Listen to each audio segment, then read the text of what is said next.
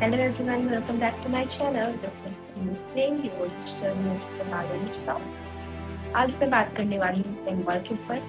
बंगाल जिसने देश को नेताजी सुभाष चंद्र बोस दिया, जिसने देश को रविन्द्रनाथ टैगोर दिया। आज इस बंगाल की कहानी नई चेहरे में लिखी गई है।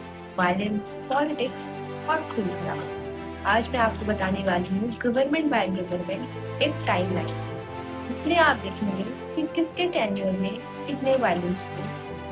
तो बने रहिए मेरे साथ क्योंकि ये है बंगाल फाइल्स। 1947 पार्टीशन के बाद वेस्ट बंगाल भारत का हिस्सा बना। रेफ्यूजी इन्फ्लक्स हुआ। ईस्ट बंगाल जो बाद में बांग्लादेश बना से लाखों हिंदू फैमिलीज वेस्ट बंगाल आए। रेफ्यूजीज को लैंड और रिहैबिलिटेशन देना एक बड़ा चैलेंज था।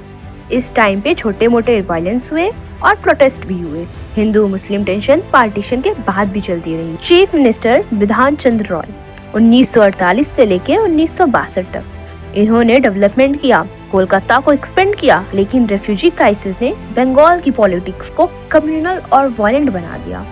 1960 के आखिर तक अनएम्प्लॉयमेंट और फूड शॉर्टेज की वजह से स्टूडेंट मूवमेंट और स्ट्रीट वायलेंस बढ़ने लगे।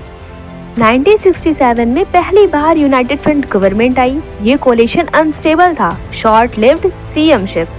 इस दौर में सबसे बड़े एक्सप्लोजन्स हुए। नक्सलबारी मूवमेंट, नक्सलबारी अपराइजिंग एक armed region revolt against landlords.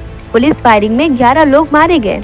ये मूवमेंट बंगाल की पॉलिटिक्स में आर्म्ड स्ट्रगल की सोच को ले आया। पूरे 70s में नक्सलाइट वायलेंस और स्टेट रिप्रेशन ने बंगाल को एक मिनी सिविल वॉर जैसा बना दिया। 1970s के दौरान कोलकाता की सड़कें student, police clashes, political killing और डेली वायलेंस से भरी थी। इमरजेंसी में भी बंगाल रिप्रेशन का एक सेंटर रहा। 1977 सीपीआई लेफ्ट फ्रंट पावर में आई। ये एरा बंगाल की सबसे लंबी सरकार का एरा था। ऑपरेशन बरगा के थ्रू लैंड रिफॉर्म, गरीबों को जमीन मिलने का अधिकार, एजुकेशन और पंचायत सिस्टम में भी स्ट्रॉन्गनेस हुआ। साथ ही बंगाल में एक कल्चर बना कैडर कंट्रोल और पॉलिटिकल वायलेंस का। जो अपोजिशन करता उसके ऊपर फिजिकल अटैक, इवन किलिंग। छोटी opposition parties like Congress, TMC later के वर्कर्स को टारगेट किया गया। 1990s में सीपीआई की डोमिनेंस के अगेंस्ट वायलेंस रिपोर्ट बढ़ने लगी। लोकल इलेक्शंस में गोली गोली का खेल होने लगा। 2006 से लेकर 2007 के दौरान हुई वायलेंस। अब बात करते हैं सिंगूर और नंदीग्राम की। सिंगूर में टाटा नैनो प्लांट के लिए लैंड एक्विजिशन में फार्मर अपोज करके ममता बनर्जी ने आंदोलन चलाया।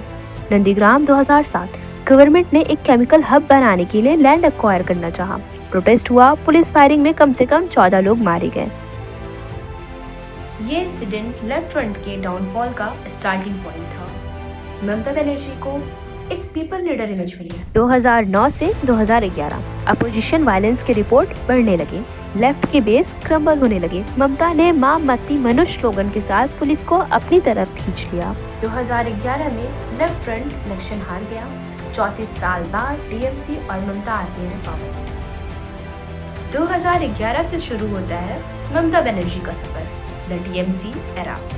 2011 में ममता बनर्जी सीएम बनती हैं। लेफ्ट के कैडर वाली पॉलिटिक्स को हटाने का वादा किया, लेकिन बंगाल में कल्चर ऑफ वायलेंस खत्म नहीं हुआ।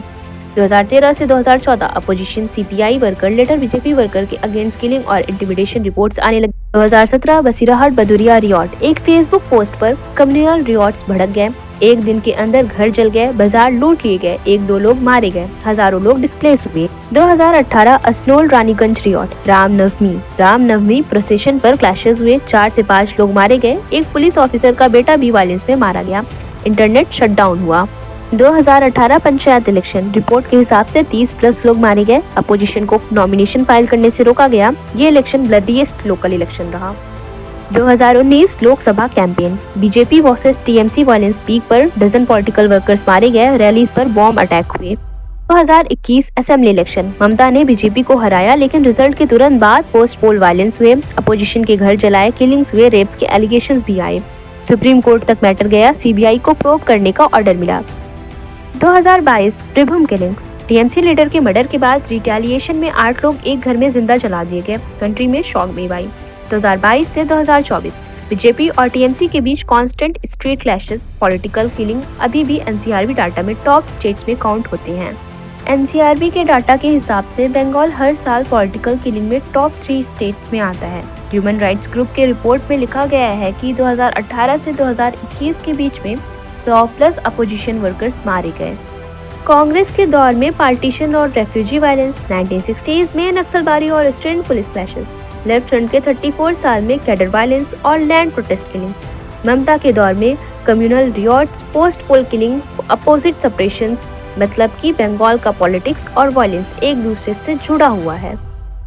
तो ये थी बंगाल की कहानी। हर दौर में एक चीज कॉमन रही है, आम आदमी कदर, चाहे वो नंदीग्राम के फार्मर्स हों या फिर पोस्ट पोल सीरियसनेस।